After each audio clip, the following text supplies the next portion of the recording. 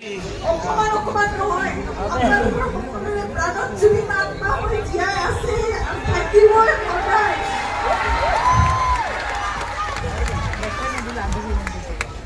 মই চেষ্টা কৰিম আজিৰ পৰা আৰু লুকুৱাই নাথাকো। মই আপোনালোকৰ মাজত মই শক্তিশালী হৈছি হৈ আপোনালোকৰ মাজলৈ আহিছো। ভাল পোৱা সকলো কাম আমি কৰি যাম।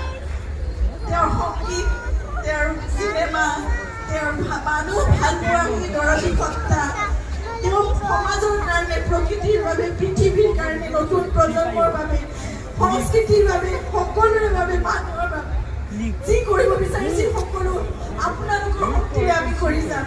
আমাৰ সামৰ্থ্যৰে জুবিনে এজন 100জন কিন্তু আমি 100 ভাগ হয়তো অকমান ক্ষুদ্ৰ আমি কৰিব পাৰোঁ। নিশ্চয় আমি কৰিম। সকলোৱে আপোনালোক যদি আমি একেলগে আমি জুবিনক সকলোৱে ৰাখিব পাৰিম অসমখনত।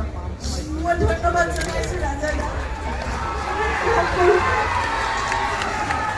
সকলোৱে জুবিনক জীয়াই ৰাখক আৰু জুবিন এনেদৰে ন্যায় আমাৰ মাজত জুবিনে ইতিমধ্যে মই ভাবোঁ আপোনালোকে ন্যায় দিছে জুবিনক আৰু ন্যায় জুবিনে পাবই।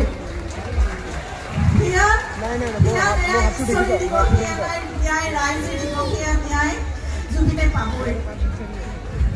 আমি সকলো জুবিনৰ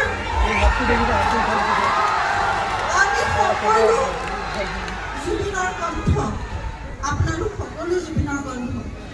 গতিকে জুবিন আমাৰ মাজত এতিয়া আছে। আজি ৰূপমে গাঁও, আজি নতুন প্ৰজন্মৰ বহুত গায়ক গায়িকা সকলো ওলাই আহি গাওঁ, সকলো জুবিনেই গাওঁ, সকলো কণ্ঠ জুবিনৰে কণ্ঠ। জুবিন অমৰ হওক, আমাৰ জুবিন অমৰ জুবিন।